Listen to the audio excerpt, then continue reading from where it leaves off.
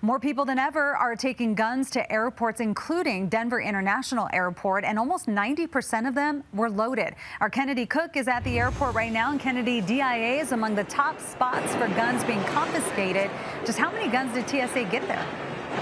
Michelle, good afternoon to you. Now, DIA told us that already today they have had to confiscate a gun that was incorrectly packed trying to make its way through TSA. But they want to remind us that you can certainly still bring your gun through TSA if packed correctly. Now, Lori Bankers is here to show us exactly how to do just that.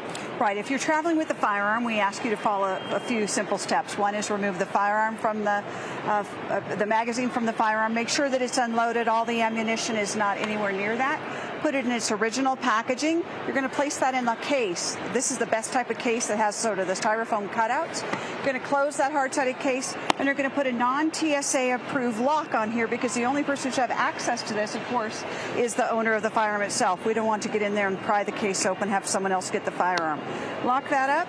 Put a second lock in its place, and then you're going to place it in your checked baggage. When you come to the airport, you're going to declare it to the airline. At the ticket counter, it's going to travel in the belly of the aircraft, and you're going to be able to pick it up at your destination. Bring it to the checkpoint, and you're going to have a lot of inconvenience, expense, and, of course, delays. And you mentioned that inconvenience and expense, but, guys, if you do this correctly, you can avoid all of those things for your next travel. More than 80% of the firearms that travelers bring are loaded, and many of those have one in the chamber ready to shoot.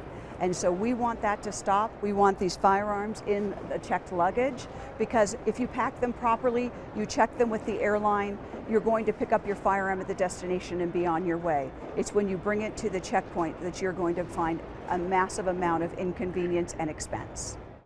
Now, be sure to check in with your specific airline on their firearm policy, as well as giving yourself plenty of time at the airport, as you already should, but especially if you're traveling with a firearm, to make sure that